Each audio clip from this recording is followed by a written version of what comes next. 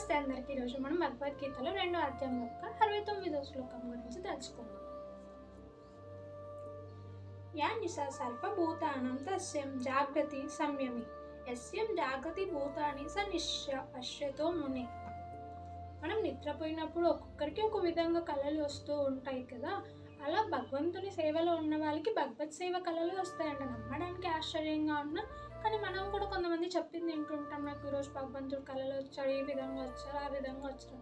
అలా భగవంతుని సేవలో ఉన్న వాళ్ళకి భగవంతుని సేవ కళలే వస్తాయి. అలా కొంతమంది భగవంతుని సంతోషపెట్టడానికి భగవంతుడు ఏ విధంగా అయితే కళలు వచ్చారో అదే విధంగా మందిరాలు కూడా కట్టే ఉంటారు. మనకి ఇవి కొన్ని తెలిసినవే. ఇంకా అలా భగవంతుని సేవలో లేని వాళ్ళకి ఒక్కొక్కరికి ఒకలా కళలు వస్తాయి. ఒక్కోసారి సుఖం, ఒక్కోసారి దుఃఖం, ఒక్కోసారి కళలో కూడా కష్టపడుతూ ఉంటారు.